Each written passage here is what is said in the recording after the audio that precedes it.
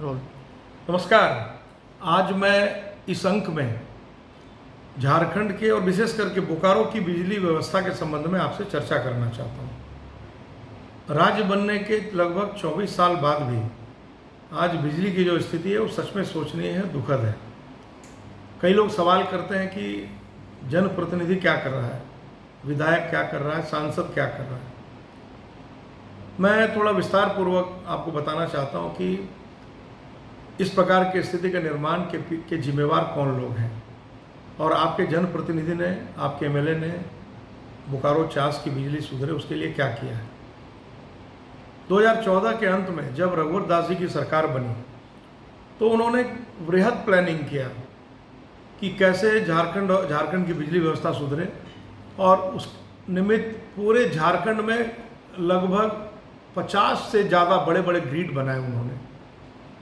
200 से ज़्यादा power sub station का निर्माण कराने का संकल्प लिया और लिया नहीं बल्कि आधे ग्रिड और आधे पावर सब स्टेशन, आधे से ज़्यादा पावर सब स्टेशन उनकी सरकार रहते रहते ही शुरू हो गया। दुर्भाग्य ये है कि बोकारो का 2 पावर ग्रिड, एक जैना मोड़ और दूसरा चंदन क्यारी के बरमसिया, और 5वां पावर सब स्टेशन जो ब्राह्मण द्वारिका में बनना था उसका काम ही शुरू नहीं हो पाया। मैं अपने रहते रहते 2014 में 4 पावर सब स्टेशन एक बड़ा मुश्किल से शुरू कराया। सबसे पहले चौड़ा बस्ती के पास, फिर बारी कोऑपरेटिव, पिंडरा जोरा, और फिर बड़ा प्रयास करते करते कुदरीडी पावर सब स्टेशन शुरू करवाया। मुझे लगता था कि पावर ग्रिड अगर एक बार शुरू हो जाएगा तो 24 घंटे 7 दिन बिजली मिलने लग जाएगी। अब पावर ग्रिड शुरू नहीं हो पा रहा है। 90% क्या 98% काम रघुवर सरकार ने कर दिया। सरकार चली गई और सिर्फ डीवीसी से कनेक्शन जोड़ना था यहाँ लाकर, वो भी ये सरकार जोड़ नहीं पाई, हेमंत सरकार जोड़ नहीं पा रही थी। कभी फॉरेस्ट का बहाना तो कभी बंगाल सरकार का बहाना, कभी कोई बहाना। मैंने इस पावर ग्रिड को शुरू कराने के लिए कम से कम आधा दर्जन बार विधानसभा में सवाल किया। फुदनीडी सहित ये सारा पावर सब स्टेशन शुरू कराने के लिए मैंने आधा दर्जन से ज़्यादा बार विधानसभा में सवाल किया। मैं इस अवसर पर स्वर्गीय जगन्नाथ महतो जी का आभार व्यक्त करता हूँ। अब वो इस दुनिया में नहीं है। मैंने उनसे बड़ा दुखी होकर एक बार कहा कि दादा आप मंत्री हैं और मेरा आपसे आग्रह है कि नावाडी से जो लाइन जैना मोड़ाना है वहाँ लगभग 1 किलोमीटर फॉरेस्ट एरिया पड़ता है, वहाँ 10-12 पोल लगना है। आपसे आग्रह है कि वो उसके लिए एनओसी के लिए फॉरेस्ट डिपार्टमेंट वाले पैसे मांग रहे हैं। कहा कितना मांग रहे हैं? मैंने कहा 7 करोड़ रुपए मांग रहे हैं, उसको आप जमा करवाइए। फिर जगन्नाथ जी ने प्रयत्न करके, प्रयास करके इस सरकार से 7 करोड़ रुपया दिलवाया। तब जा कर के वो एनओसी मिली फॉरेस्ट से।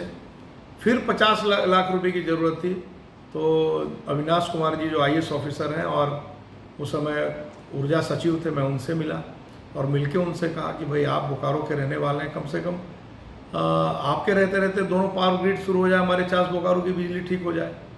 मैं उनको भी धन्यवाद देता हूँ, वो भी अपने स्तर से बहुत प्रयास किए। लेकिन जो सबसे बड़ी दुखद बात है कि रघुवर सरकार ने जो पोल और तार बदलने का, जो पिछले 40-50 साल से पोल तार लगे थे, उसको बदलने का जो अभियान शुरू किया था, इस सरकार ने उस अभियान को रोक दिया पूरी तरह से।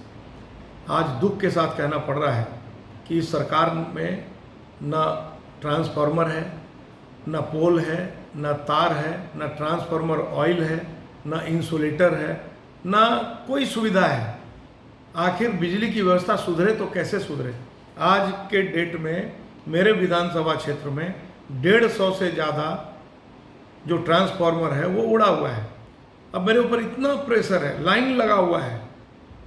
आज 10-10 दिन, 12-12 दिन, 15-15 दिन ट्रांसफार्मर बदला नहीं जा रहा है।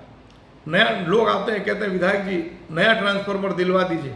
अब मैं नया ट्रांसफार्मर उनको कहाँ से दिलवा दूँ? वो कहते हैं कि नहीं विधायक जी थोड़ा सा ट्रांसफार्मर है नया, लेकिन वो लोग पैसा लेके देते हैं। तब मैं अपनी भाजपा सरकार से इस सरकार की तुलना करता हूँ कि मेरी सरकार जब भाजपा की थी झारखंड में, तो एक एक दिन में हमने एक एक दर्जन नए नए ट्रांसफार्मर दिलवाए, और आज एक दो ट्रांसफार्मर भी एक दिन में चेंज करवाने के लिए यहाँ की बोकारो की जनता को नाको चबाना पड़ रहा है। और मैं समझता हूँ कि यही हालात सिर्फ बोकारो चास का नहीं है, पूरे झारखंड का है। आज बिजली का त्राहिमाम है तो सिर्फ चिरा चास चास के ग्रामीण इलाके, विस्थापित क्षेत्र या बोकारो में नहीं है, ये हालात पूरे झारखंड में है। मैंने तो अपनी सरकार में विस्थापित क्षेत्र का कायाकल्प कर दिया। पूरा विस्थापित क्षेत्र में जिस गांव में बिजली नहीं थी, नया पोल, नया तार डाल के, नया ट्रांसफार्मर देके, ये विस्थापित क्षेत्र की जनता गवाह है इसकी। माराफारी में नया कनेक्शन मिलना बंद हो गया था। मैंने अपनी सरकार में प्रयत्न करके और बड़ी संख्या में लोगों के कनेक्शन दिलवाए, लेकिन आज स्थिति बहुत विकट है। मैं चास बोकारो की जनता से बहुत ही विनम्रतापूर्वक आग्रह करता हूँ कि ऐसा मत सोचिएगा कि आपका विधायक, आपका जनप्रतिनिधि, आपके सांसद नहीं लगे हैं। हम लोग अपने तरफ से, चाहे सांसद हों या विधायक हों या हमारे प्रतिनिधि हों, सारे लोग लगे हैं, हमारे पार्टी के कार्यकर्ता लगे हैं, चिंतित हैं। लेकिन जब सिस्टम ही पूरी तरह बजा गया है, जब सामान की कमी है, सामान की किल्लत है, तो हम क्या करें। लेकिन आपसे विनती करता हूं कि आप थोड़ा धैर्य रखिए। जिस प्रकार का माहौल बना है झारखंड में, हेमंत सरकार को इन चीज़ों से कोई मतलब नहीं है। पूरी तरीके से हेमंत सरकार भ्रष्टाचार में आकंठ डूबी है, और इसका जो इस हेमंत सरकार की जो प्राथमिकताएं हैं वो सिर्फ अवैध रूप से पैसे कमाना है और अवैध काम धंधे को बढ़ावा देना है। आपको 24 घंटे सातों दिन बिजली मिले, इससे इनको कोई मतलब नहीं है। मैं आपको विश्वास दिलाता हूं कि आसन्न विधानसभा चुनाव में महीने डेढ़ महीने के अंदर जो चुनाव होने वाला है झारखंड में, डेढ़ पौने 2 महीने के अंदर जो भी चुनाव झारखंड में होने वाला है, आप सबका आशीर्वाद भारतीय जनता पार्टी के पक्ष में आए, कमल फूल निशान पर अपना बटन दबाएं। मैं आपको विश्वास दिलाता हूं कि जो सपना भारतीय जनता पार्टी का, जो सपना माननीय मोदी जी का है, प्रधानमंत्री मोदी जी का है कि 24 घंटे सातों दिन देश की जनता को बिजली मिले।